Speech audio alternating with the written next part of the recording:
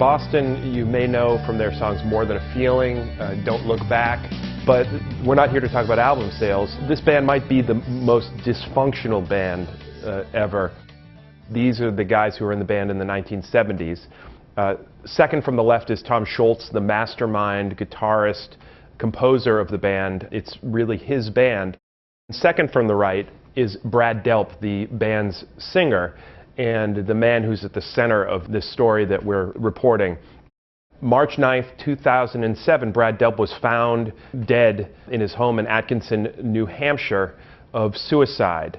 He had suffered from depression for years, and that sparked a slew of charges and countercharges.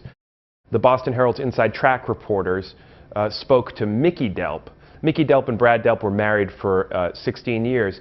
And in the article, she talked about the pressures that were heaped on Brad, contributing to his decision to take his life. And pressures, she said, that were rooted in the interpersonal goings-ons of Boston. So that was one piece of it.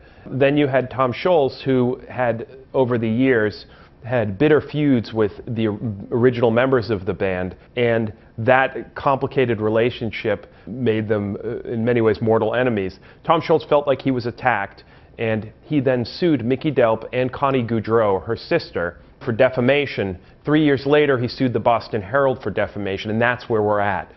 So our story in Sunday's paper really digs into these files, hundreds of pages of documents, emails, and interactions.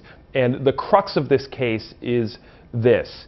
The Herald and Mickey Delp's attorneys are arguing that Brad Delp's depression and state of mind was really brought on by the pain and suffering he felt at the hands of Tom Scholz, the mastermind of Boston, and the pressure he felt to please both his friends who had left the band angrily and Tom Scholz, the man who remained his employer, really, and partner in music for years and years.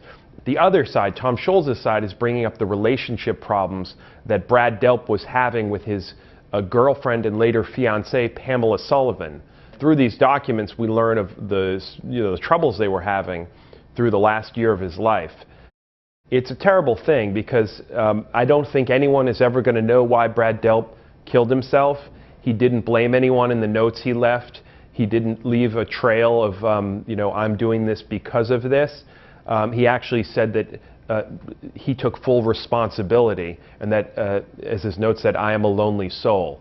So this is going to be played out in court. It could be months, it could be years, but as our story shows you, this really lays bare the dispute and the problems in these relationships. It's a mess.